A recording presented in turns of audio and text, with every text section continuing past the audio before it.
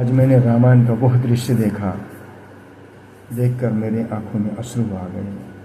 मैं रो पड़ा कि जिसे सीता कहा जाता है, स्वयं आदिशक्ति का स्वरूप जनक नंदिनी,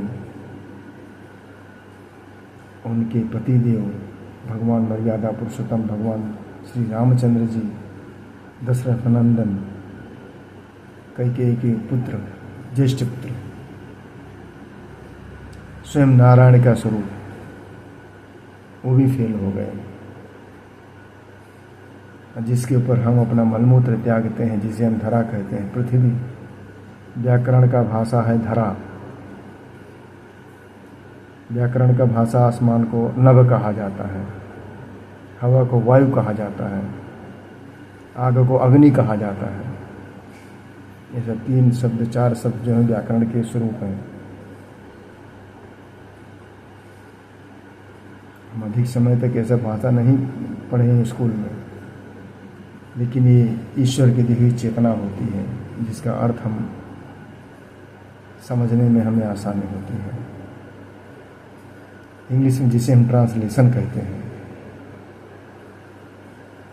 हमारी कोई भी वीडियो जो भी व्यक्ति देखे, चाहे महिला हो, पुरुष हो, लड़का हो, लड़की हो, जब तक पूरी भाव से नहीं देखेंगे पूरी वीडियो को, उसमें भी हमारा समाज में देने के बावजूद एक उद्देश्य है। मनुष्य होने के नाते मैं एक पिता भी हूँ और मुझे आजीविका चलाने के लिए धन की आवश्यकता है। उसमें आप सभी का सहयोग हमें चाहिए। हमारी वीडियो को देखिए, अगर दिल में अच्छा लगे कि परिवार और समाज के प्रति कुछ अच्छा है तो इसे सब्सक्राइब तुरंत कीजिए, लाइक कीजिए, और मेरी इच्छा है कि कुछ न कुछ उसमें विवरण डालिए। आज मैं 3:30 बजे अगर मेरा लाइव चालू हुआ तो मैं आऊँगा आप लोगों के बीच में सम्मिलित होने।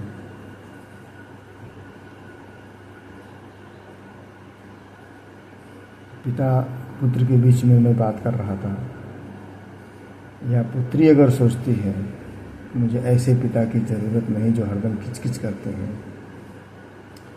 एक बात आप लोग सबको पता होगा, कोई भी इंसान अगर मजबूर होकर गलत रास्ता पकड़ता है, सबसे पहले वो अपने घर के विवाद को, विवरण को देखकर ही बनता है। जो माहौल रहता है उस माहौल से वो दूर नहीं जा सकते, क्योंकि अकस्मात ही उनके हृदय में वो सारी चीज़ें सम्मिलित हो जाती हैं जो उन्हें नहीं करना चाहिए। लेकिन भाई, मैं भी बिना पिता के तो उत्पत्ति मेरी हुई नहीं है। मेरा जन्म माता पिता के संसर्ग से ही होता है, जो प्रकृति का नियम है। अब हमें अगर अपने मुख से यह कहें कि माता पिता ने अपने आनंद के लिए हमें जन्म दिया या तब हमारा जन्म हुआ, ये सबसे बड़ी अज्ञानता और मूर्खता है, सबसे बड़ा पाप है, जिसे हम महापाप कहते हैं। क्योंकि जो संसार और प्रकृति की देन है, प्रकृति का नियम है, उसे हम अपनी मौज मस्ती का साधन नहीं कह सकते। हमारा धर्म है उनको सही मार्ग दिखाना। माता का ही कर्तव्य होता है। माँ एक ऐसी गुरु है जो निस्वार्थ प्रेम, निस्वार्थ भावना से और बिना कोई फीस लिए अपने बच्चों को सतमार्ग पर लाती है, समझा कर, पुचकार कर, प्यार से। क्योंकि बहुत सहना पड़ता है गृहस्थ जीवन में, बहुत अपवाद झेलना पड़ता है। सीता जी का देखिए, स्वयं देवी का स्वरूप होते हुए भी रामचंद्र जी भी जान रहे हैं कि हमारी सीता पवित्र है, लेकिन वो धरती की बेटी थी, धरती से निकली थी। आपको याद होगा जब सूखा पड़ा था, जनक नंदिनी के मायके में सूखा पड़ा था, तो विद्वानों द्वारा यह कहा गया कि अगर राजा रानी निर्वस्त्र 12 बजे रात में सोने का हल चलाएं खेत में तो बारिश हो सकती है। जबकि हम लोग ये किताबों में पढ़ भी चुके हैं बचपन में, सीता जी का जन्म कैसे हुआ। तो धरती की गोद से उत्पन्न हुई कन्या वो थी जिनके मुंह पर, उनकी ललाट पर चमक और तेज था, मानो सारे जगत की विश्व मोहिनी है वो। बिना विधना के विधान के कोई चीज नहीं होता है, अकारण नहीं होता है किसी चीज का चीज।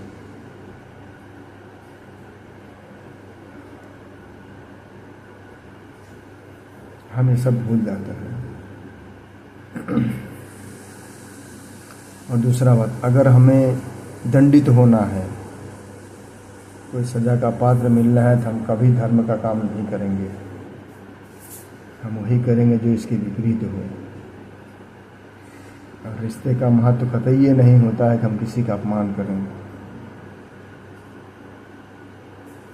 हमारे भ्राता श्री सुनील जी, छोटे भाई, उन्होंने बहुत गलतियां किया घर में,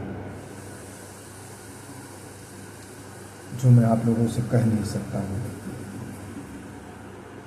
वो अपने आप को, अपनी गलती और अपने सुरास्ते को पे आने के लिए कभी उन्होंने प्रयास नहीं किया, सिर्फ अपने मौज मस्ती में ही व्यस्त रहे। और घर की पिता की बनाई संपत्ति वो पूरा बेच लिए, विक्रय कर लिए, हमें हमारा हिस्सा कभी नहीं दिया उन्होंने।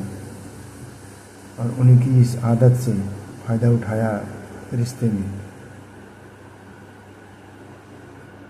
विधाता सबको जन्म देते हैं, कर्म का प्रतीक बनाते हैं। किसी की धन दौलत को देखकर, किसी की चीज़ को, प्रॉपर्टी को देखकर ईर्ष्या नहीं करना चाहिए। अगर पड़ोसी के घर में खुशियों की किलकारी गूंजती है तो उसको देखकर अपवाद नहीं करना चाहिए, उन्हें शर्मिंदा होने पर मजबूर नहीं करना चाहिए।